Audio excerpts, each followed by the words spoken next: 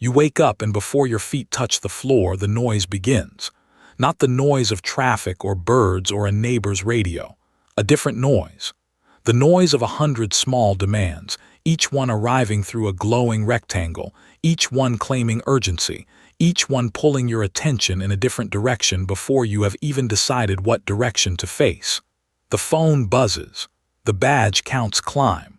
The unread messages multiply. The feeds refresh with new content that will be replaced by newer content before you have finished processing the old. And all of it arrives before you have taken a single breath as a person with a day to live. This is overstimulation, and it does not feel like a problem. It feels like life. It feels like being connected, being informed, being needed. It feels like the modern condition, and the modern condition is sold to us as a feature, not a bug. But the feature has a cost, and the cost is the thing most people do not notice until it is gone. The ability to be present, to hold one thought long enough to finish it, to sit with a single moment without reaching for the next one. The cost is attention itself, the scarce, fragile, non-renewable resource that everything you care about, everything you build, everything you love depends on. And the attention is being spent before you decide how to spend it, because the noise never stops, and a mind that cannot stop the noise cannot choose where to look. This audiobook is not about becoming a monk. It is not about throwing away the phone or moving to a cave or living without technology. It is about something more practical and more urgent, reclaiming the capacity to direct your own attention in a world engineered to take it. The noise will not stop on its own. The platforms will not get quieter.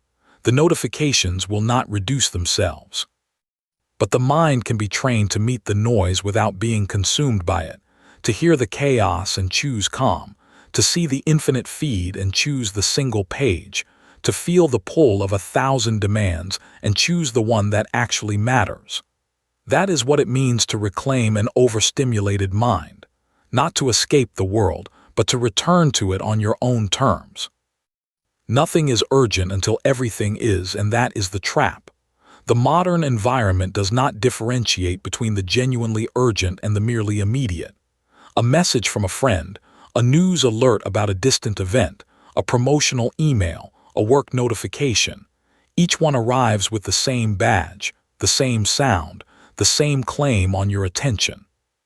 The brain, which evolved to respond to urgency because urgency meant danger, cannot tell the difference between a saber-toothed tiger and a red dot on an app icon. Both trigger the same response. Look now, decide later. And so the mind lives in a state of perpetual alert, treating every input as a threat, and the perpetual alert is not vigilance. It is exhaustion. The cost of treating everything as urgent is that nothing gets the attention it deserves.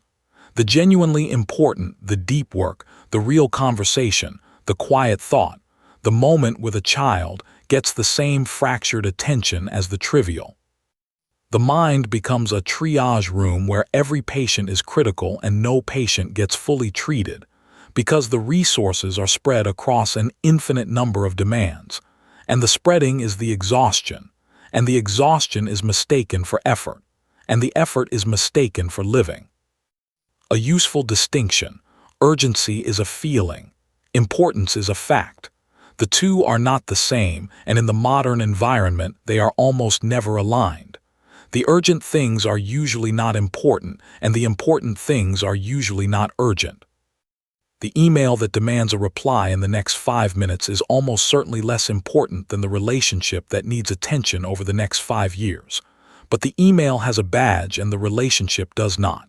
And the badge wins, because the badge is louder, and the mind has been trained to obey the loud. Reclaiming the overstimulated mind begins with a single act: separating the urgent from the important and choosing the important, even when it is quiet. A concrete way to practice the distinction, because the principle is abstract until you do it. Each morning before opening any input, write down one important thing, not urgent, not loud, not badge counted.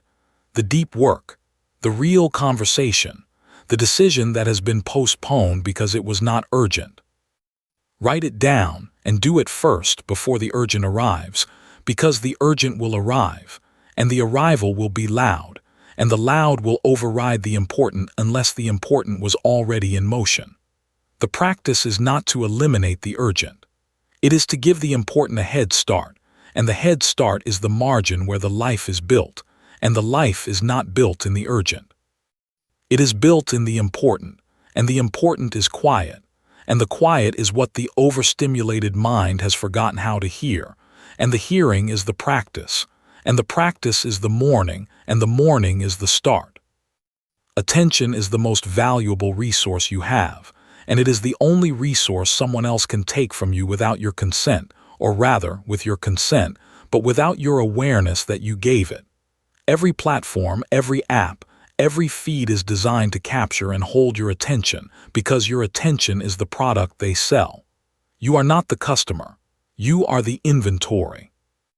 The advertisers are the customers, and what they buy is your attention, sliced into fractions and sold to the highest bidder, and the bidding never stops, and the slicing gets finer every year.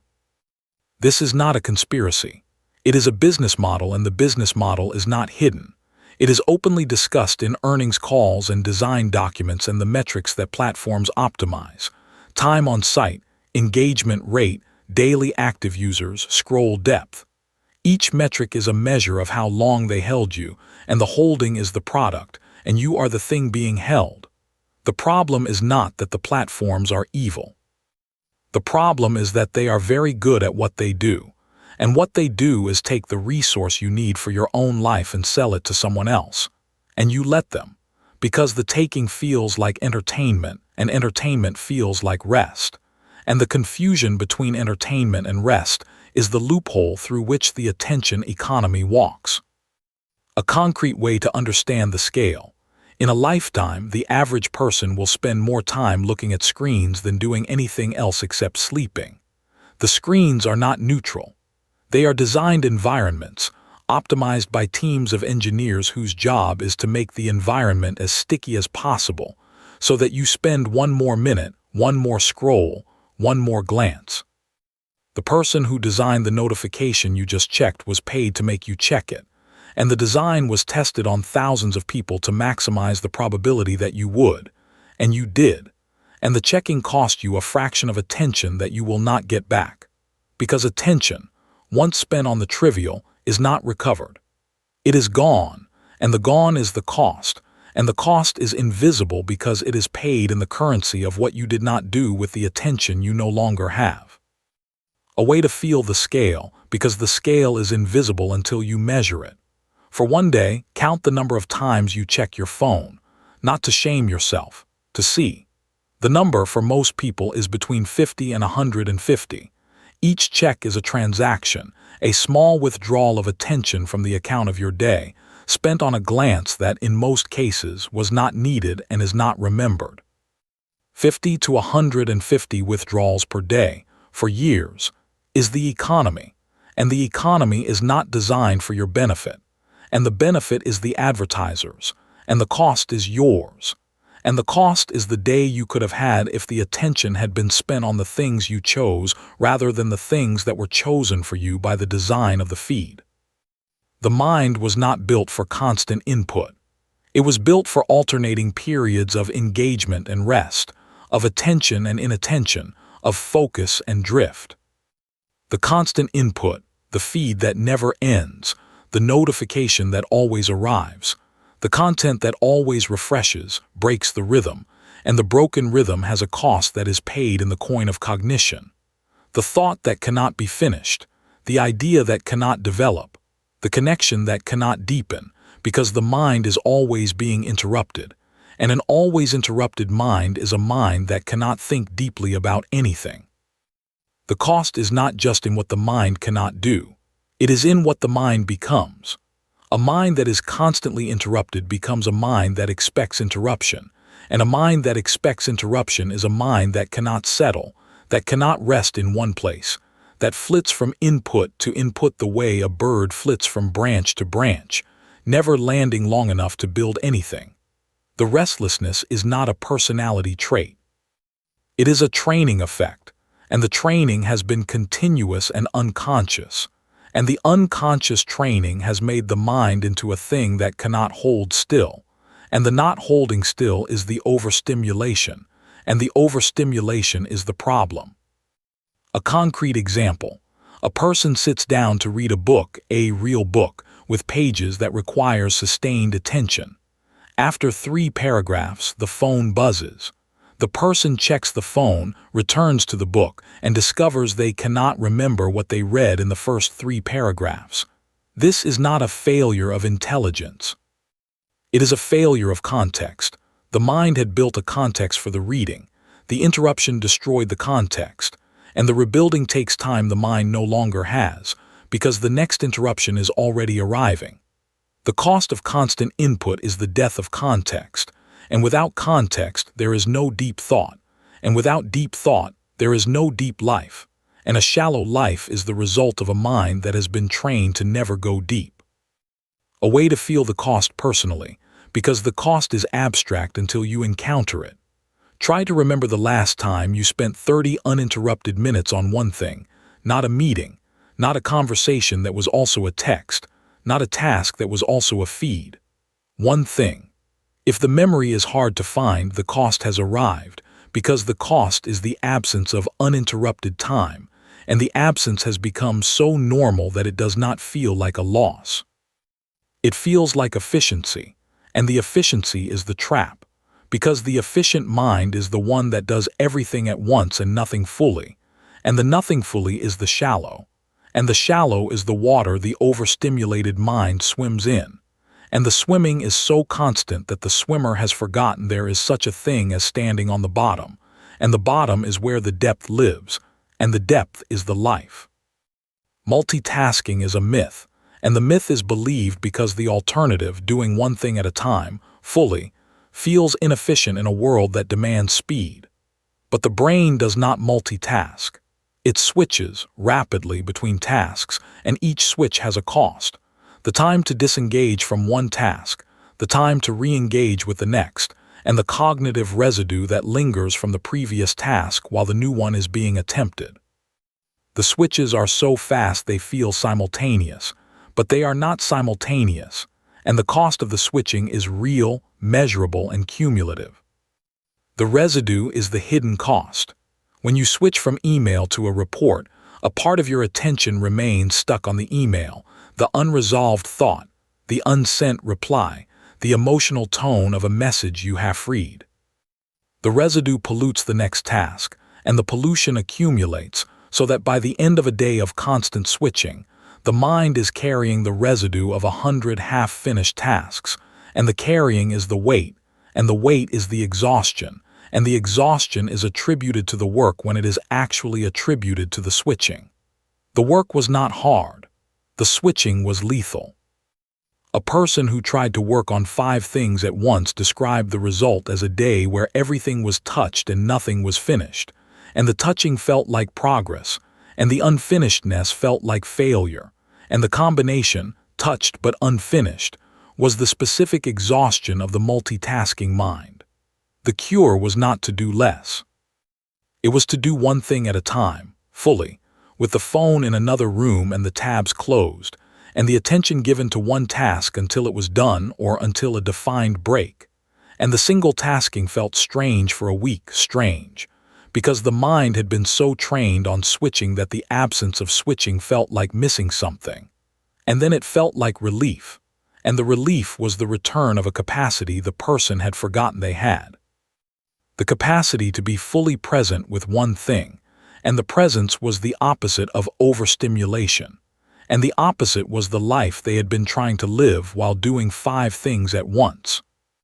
A way to practice the single tasking, because the principle is clear and the practice is hard.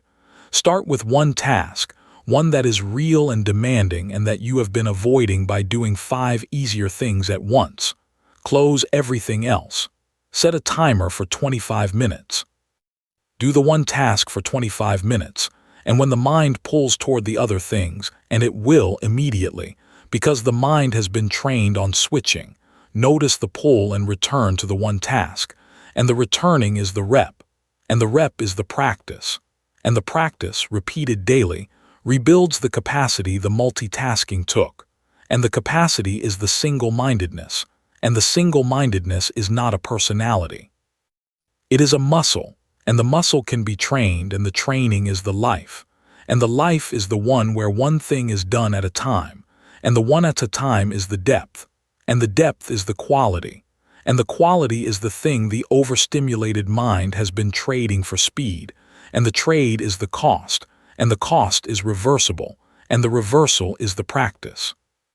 The overstimulated mind runs on a chemical loop, and the chemical is dopamine. Dopamine is not the pleasure chemical, despite the popular simplification. It is the anticipation chemical, the molecule of wanting, of seeking, of the pull toward the next thing. Every notification, every refresh, every new post triggers a small dopamine release, and the release is not satisfaction.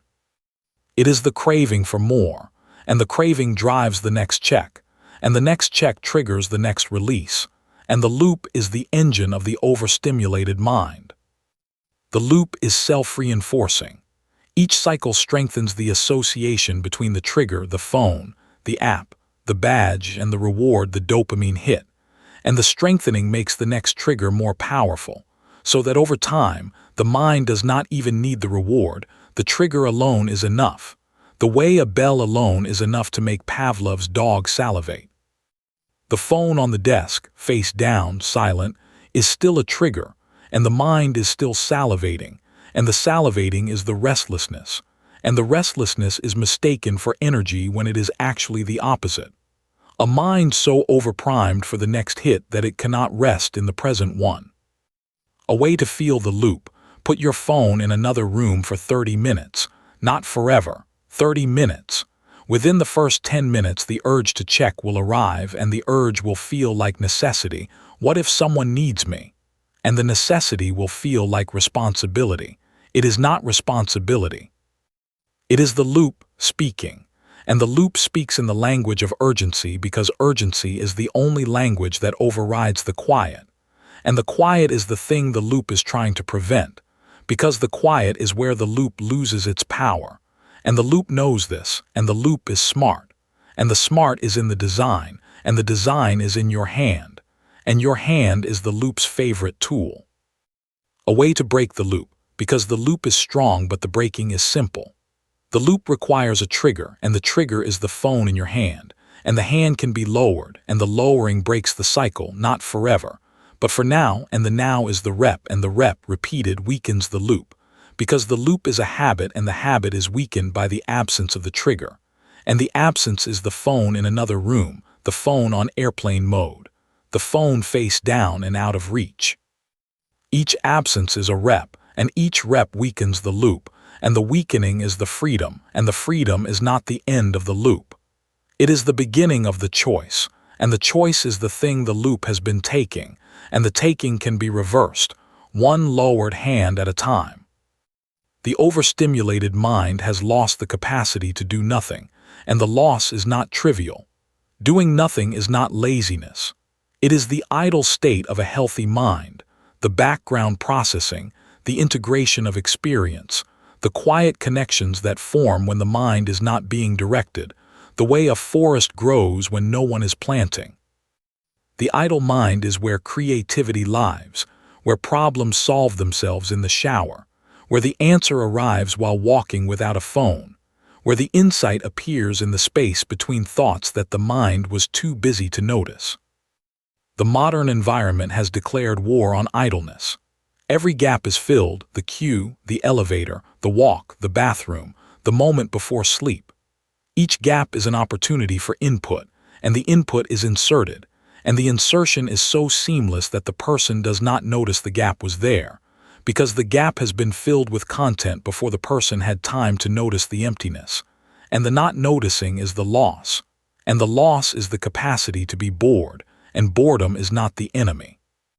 Boredom is the precursor to every creative act, because boredom is the mind's way of saying, the external is not enough, and it is time to look inward, and the looking inward is where the interesting things happen, and the interesting things have been replaced by the feed, and the feed is never boring, and the never boring is the trap.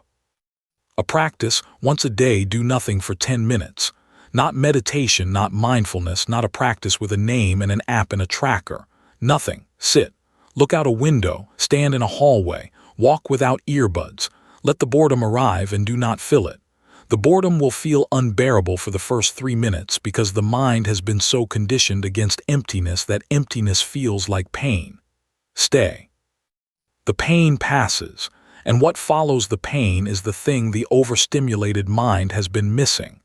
The quiet, the space, the self, the return to the baseline that is not a feed but a being.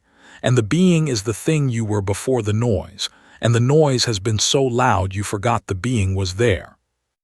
A fuller practice for the nothing, because the nothing is the hardest thing to do in an overstimulated world. Choose a time, the same time each day, for 10 minutes and do nothing. Not meditate, not plan, not reflect, not process. Nothing. Sit, stand, walk, look. The nothing will feel wrong, because the mind has been so trained on input that the absence of input feels like malfunction, and the malfunction is the withdrawal.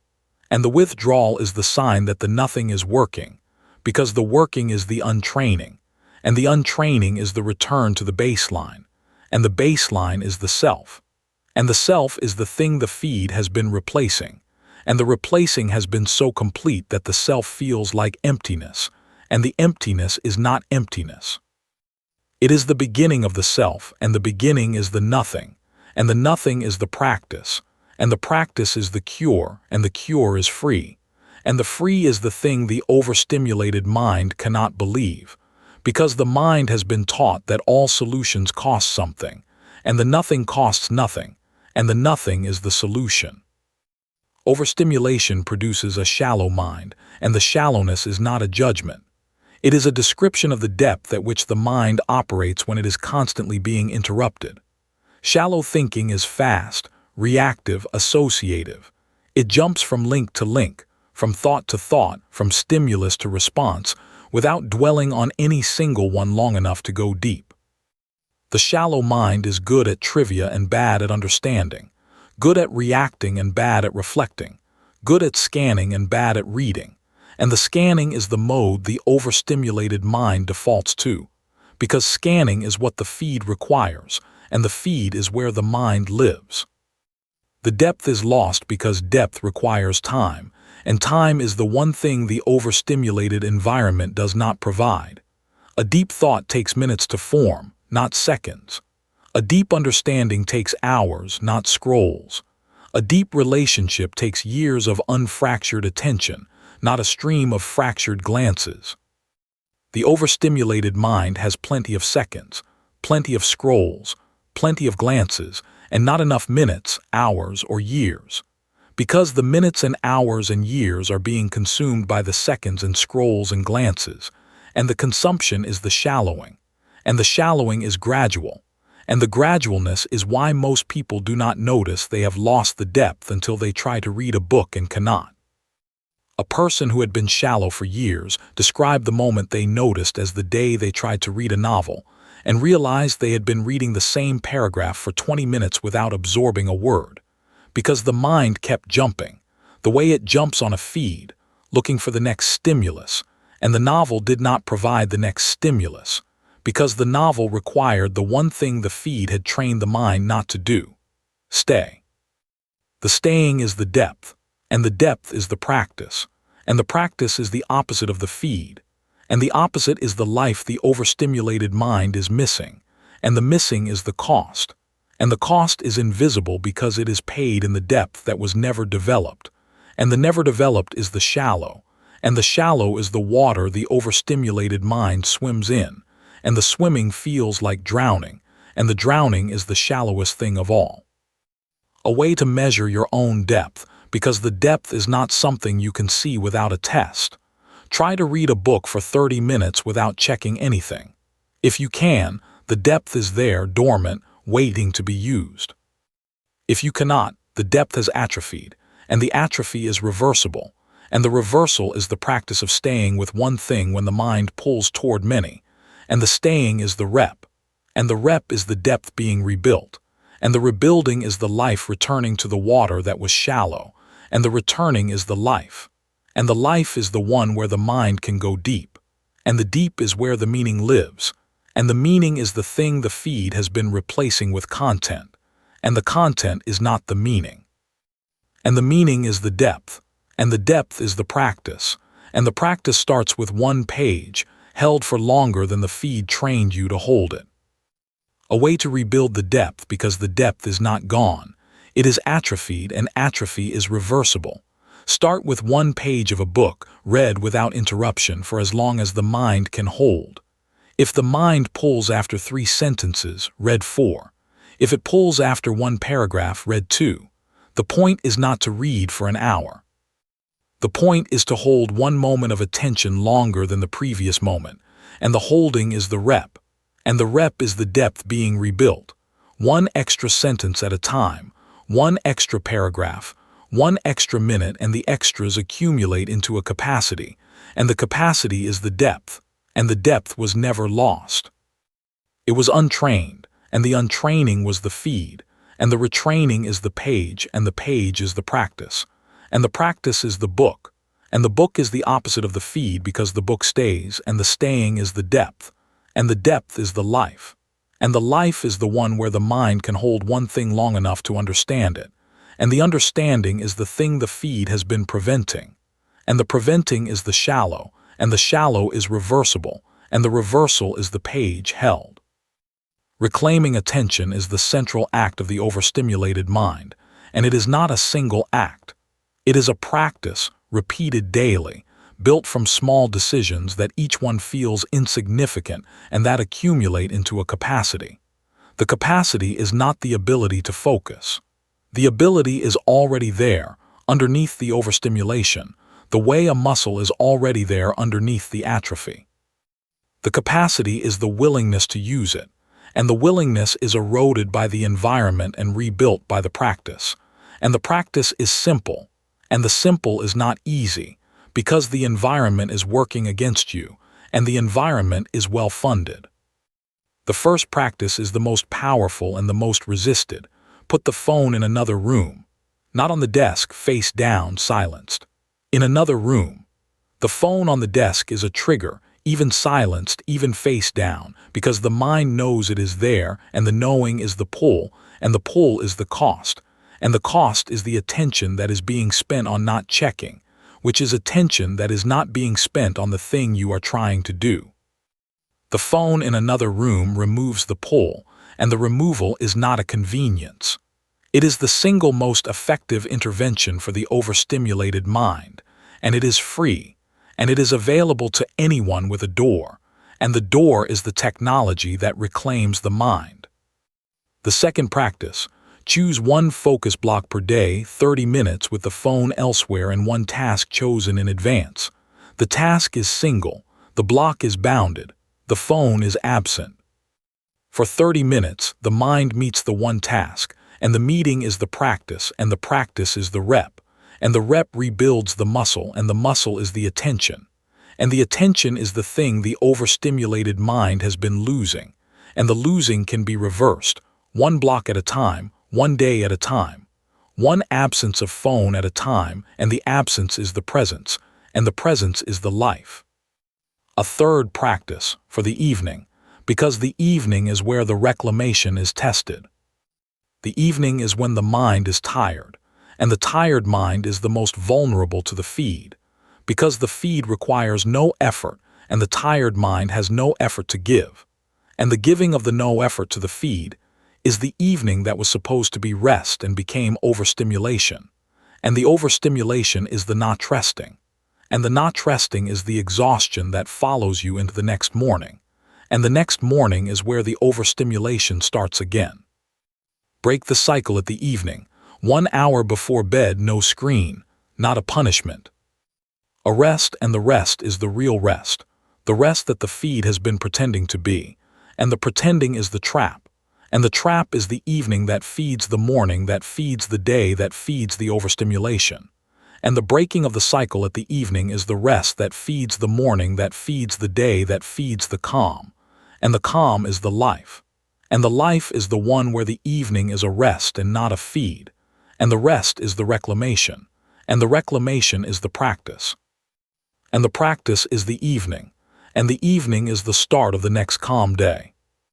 Boredom is not the enemy of the overstimulated mind.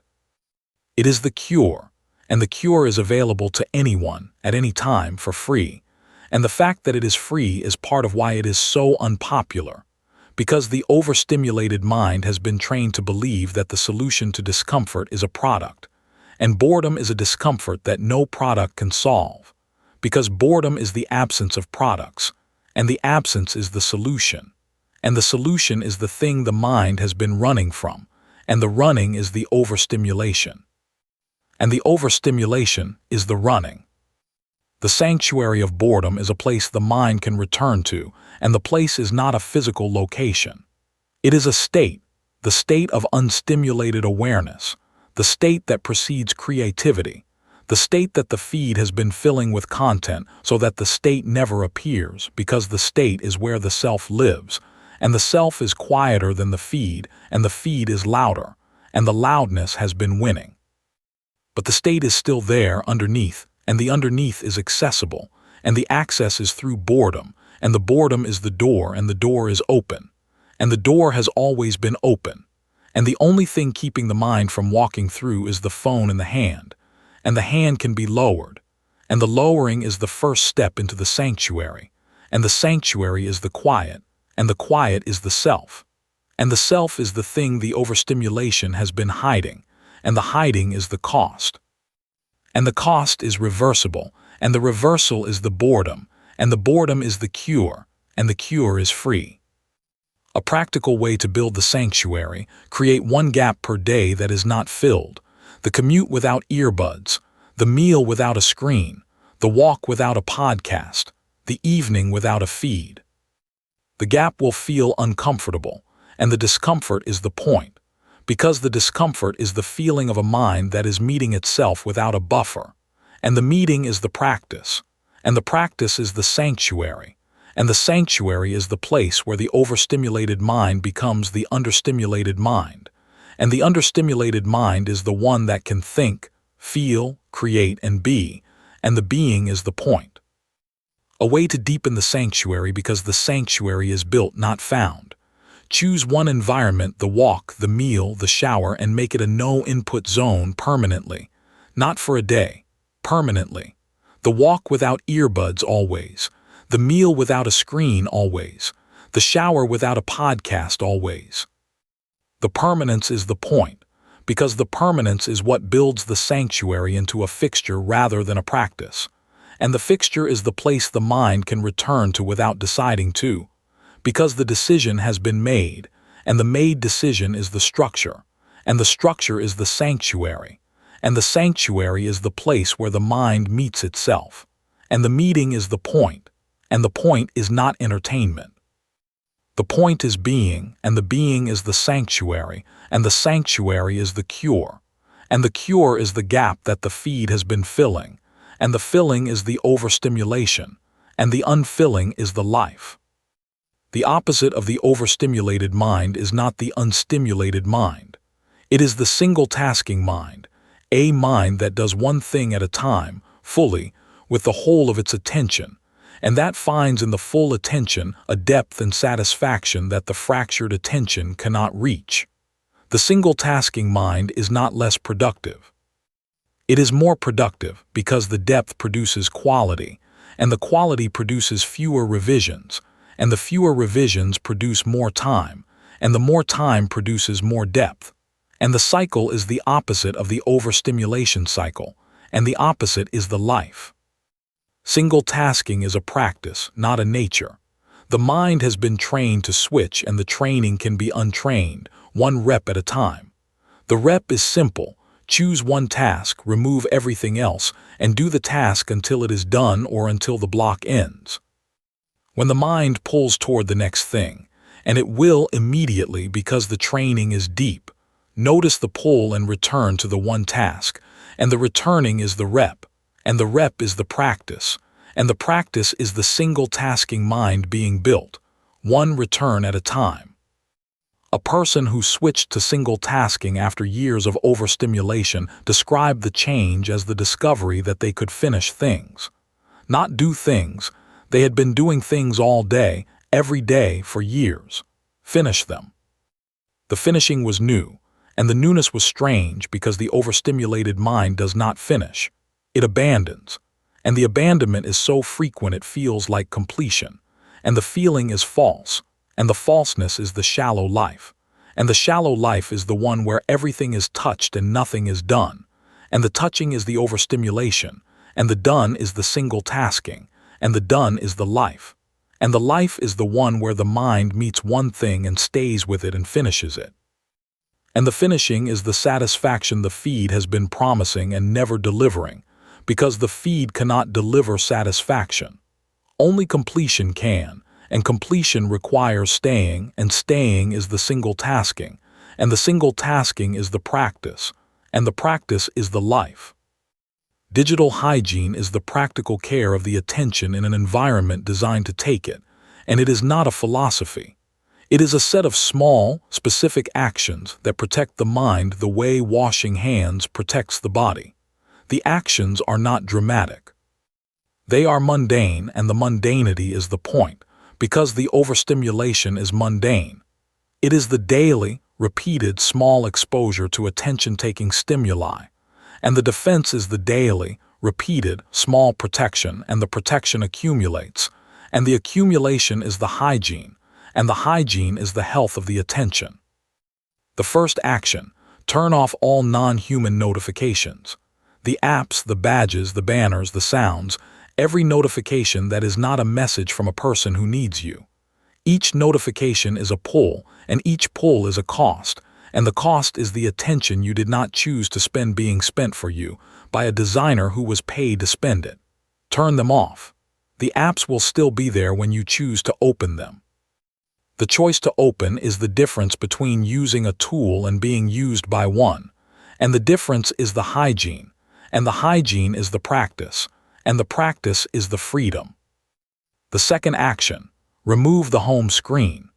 The apps that pull you, the feeds, the social, the news, should not be on the home screen, because the home screen is the first thing you see, and the first thing you see is the first thing you reach for, and the first thing you reach for is the thing that takes the attention, and the taking is the default, and the default is the overstimulation.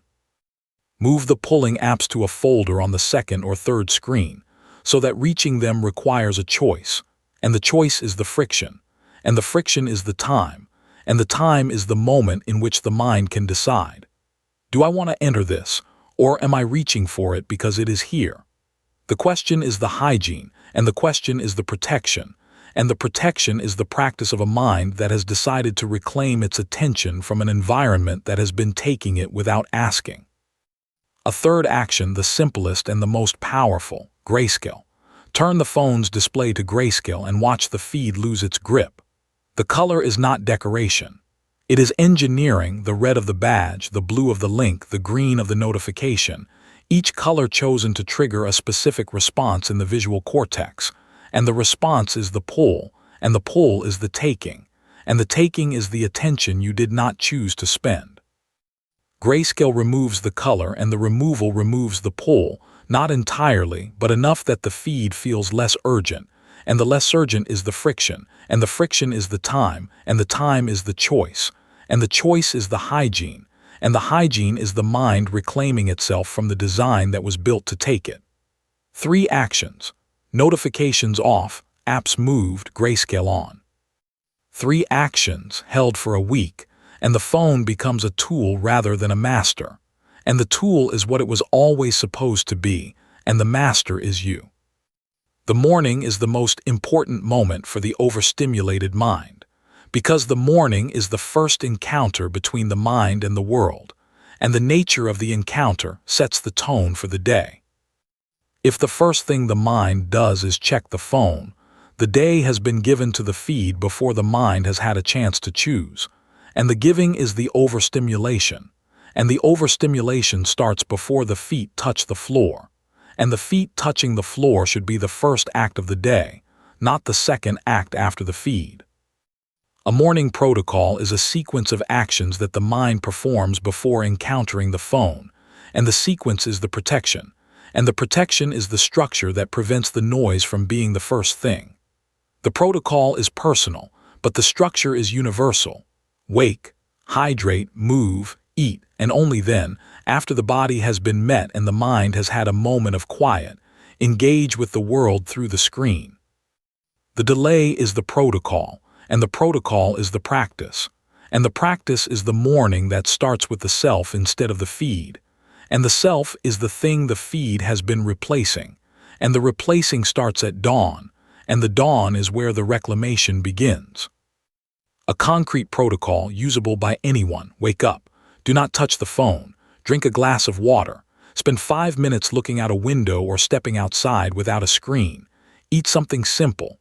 Only then, after the body has been acknowledged and the mind has had a moment of unstimulated awareness, pick up the phone. The phone will still be there. The messages will still be there. The feed will still be there, refreshing endlessly because that is what the feed does. But the mind that meets the feed after a morning protocol is a different mind from the one that meets it before. And the difference is the structure, and the structure is the protocol. And the protocol is the reclamation of the morning. And the morning is the first act of the day, and the first act is the one that says, I am in charge of my attention, not the feed, and the saying is done with the body, not the words, and the body is the protocol, and the protocol is the practice, and the practice is the life. A note on what the protocol gives you, because the gift is not obvious in the moment. The protocol gives you a morning that belongs to you, not the feed. The morning is the only time of day when the mind is fresh, when the attention is full, when the decisions have not yet been worn down by the cumulative overstimulation of the day. If the morning is given to the feed, the freshest, fullest, most capable version of the mind is spent on the feed, and the rest of the day is spent with the leftover, the tired, the fractured, the overstimulated remainder. If the morning is given to the protocol, the freshest version of the mind is spent on the things the mind chose, and the rest of the day benefits from the choice, because the morning set the direction, and the direction is the attention, and the attention is the life, and the life is the one that starts with a glass of water and a window, not a badge and a feed. Deep work is the capacity to focus without distraction on a cognitively demanding task, and it is the opposite of the overstimulated mind. And it is the capacity most threatened by overstimulation and most valuable in the world the overstimulation has created. The person who can do deep work in a world of shallow noise has an advantage that is not a talent. It is a practice, and the practice is available to anyone willing to build the conditions for depth. And the conditions are simple, and the simple is not easy, because the conditions require the removal of the things the overstimulated mind craves. The conditions for deep work: a single task, a bounded time, a silent phone, a closed door, and the willingness to be uncomfortable for the first 15 minutes, because the first 15 minutes are the withdrawal, and the withdrawal is the mind's protest against the absence of stimulation, and the protest is loud. And the loudness is the reason most people quit deep work before it begins. The protest passes. After 15 minutes, the mind stops pulling toward the phone and starts pulling toward the task, and the pulling toward the task is the focus, and the focus is the deep, and the deep is the work, and the work is the thing that builds a life, and the life is not built in the shallow. A person who built a deep work practice after years of overstimulation described it as the discovery that they could think. Not process, they had been processing information for years, at high speed, with high efficiency. Think. The thinking was slow, and the slowness felt wrong because the overstimulated mind has been trained to equate speed with intelligence, and the equation is false. The deepest thinking is slow, and the slowness is the depth. And the depth is the quality, and the quality is the thing the overstimulated mind has been sacrificing for the speed, and the sacrifice is the cost, and the cost is the life that could have been built if the mind had been allowed to go deep, and the going deep is the practice, and the practice is the deep work, and the deep work is the life. A practical structure for the deep work block, because the structure is what makes the depth possible. Choose the block in advance the night before when the mind is calm and the decisions are easy. Write down the task, the start time, the end time, and the location. The phone will be elsewhere. The tabs will be closed. The door will be shut. The structure is the scaffold, and the scaffold is what allows the mind to climb into the depth, because the climbing requires support, and the support is the structure, and the structure is the block, and the block is the time, and the time is the space, and the space is where the deep lives, and the deep is the work, and the work is the life, and the life is the one where the mind goes deep, and the going deep is the practice, and the practice is the structure, and the structure is the choice made the night before in the calm. So that the morning does not have to decide, because the morning is when the overstimulation is loudest and the will is weakest, and the structure made in the calm is what carries the mind through the noise to the depth, and the carrying is the deep work, and the deep work is the life. The reclaimed mind is not a mind without stimulation. It is a mind that chooses its stimulation, that engages with the world on its own terms, that can enter the noise and leave it, that can use the tools without being used by them, that can be in the world without being of it, in the sense that the world's demands do not define the mind's direction. The reclaimed mind is not a monk's mind. It is a practical mind, a working mind, a mind that has learned to protect its most valuable resource and to spend it deliberately, the way a careful person spends money, not impulsively, not in response to every advertisement, but on the things that matter, chosen in advance with intention. The difference between the overstimulated mind and the reclaimed mind is not the amount of stimulation. It is the relationship to stimulation. The overstimulated mind is passive. It receives what arrives, responds to what pings, follows what pulls. The reclaimed mind is active. It chooses what to attend to, declines what does not serve, and directs the attention toward the things that matter, even when the matters are quiet and the noise is loud. The direction is the reclamation, and the reclamation is not a destination. It is a daily practice, a daily choosing, a daily act of saying, this, not that, and the saying is the freedom, and the freedom is the reclaimed mind, and the reclaimed mind is the one that was always possible, underneath the noise, waiting for the person to choose it. A way to sustain the reclamation. One practice held daily for 30 days, not all the practices. 1. The phone in another room during one focus block. The single tasking during one task. The morning without the phone. The walk without earbuds. One practice held daily for 30 days, and the 30 days build the habit, and the habit builds the capacity, and the capacity builds the mind, and the mind is the one that was there before the overstimulation, and the before is not lost. It is buried, and the burying is reversible, and the reversal is the practice, and the practice is the reclamation, and the reclamation is the life, and the life is the one where the mind is yours, not the feed's, and the yours is the point. A way to measure the reclamation, because what is not measured is not sustained. At the end of each day, ask one question: how much of my attention today was chosen and how much was taken? The answer honestly will show that much was taken by the badge, the feed, the pull, the design. The taking is not a failure. It is the environment, and the environment is strong. But the chosen portion, even if small, is the reclamation, and the small is the start, and the start grows, one chosen attention at a time, until the chosen portion is larger than the taken, and the larger is the life. And the life is the one where the mind is yours, and the yours is not a destination. It is a daily practice, and the practice is the choice, and the choice is the attention, and the attention is the life. The noise will not stop. This is the first thing to accept, because the acceptance is the prerequisite for living with the noise rather than being lived by it. The platforms will not get quieter. The notifications will not reduce themselves. The feeds will not stop refreshing. The world will not become less stimulating, because the stimulation is the business model, and the business model is profitable, and the profitable is not going away. But the mind can live in the world without being consumed by it, the way a person can live in a city without being the city. And the difference is the boundary, and the boundary is the practice, and the practice is the life. The boundary is not a wall. It is a choice, repeated daily in small moments that each one feels insignificant and that accumulate into a life. The choice to leave the phone in the pocket during a conversation. The choice to close the tab and look out the window. The choice to do one thing at a time when the world demands 5. The choice to be bored when the feed offers entertainment. Each choice is small, and the smallness is the practice.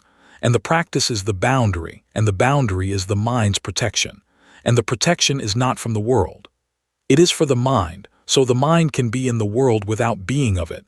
And the being in without being of is the art. And the art is the practice. And the practice is the life. And the life is the one where the noise is there and the mind is here, and the here is the calm, and the calm is the reclaimed, and the reclaimed is the point. In the image that opens this audiobook, there is a figure sitting in the center of a storm, and the storm is made of notifications, and the figure is calm. This is not a metaphor for escape. It is a metaphor for the reclaimed mind, the mind that has learned to sit in the center of the noise without being the noise, that has trained itself to hear the chaos and choose the calm, that has built the capacity to be present in a world that is never present, that has found, at the center of the storm, the one thing the storm cannot take. The attention, directed, chosen, held, and the holding is the calm, and the calm is the center, and the center is the life. The overstimulated mind is not broken. It is overtrained, trained on noise, trained on interruption, trained on the shallow, trained on the fast. And a mind that has been trained can be retrained, because the training is the practice, and the practice is the choice, and the choice is available to you in the next moment you are honest enough to make. The choice to put the phone down, the choice to do one thing, the choice to be bored, the choice to be present, the choice to reclaim the attention that has been taken and to spend it on the life that is yours. The noise will not stop. The calm is available. The calm is not the absence of noise. It is the presence of choice within the noise, and the choice is the attention, and the attention is yours, and it has always been yours, and the only thing required to reclaim it is the willingness to sit in the center of the storm and choose, and the choosing is the calm, and the calm is the center, and the center is where the life is, and the life is the one you have been too overstimulated to live. And the living starts now with one breath, one focus, one moment of a mind that has decided to be its own again.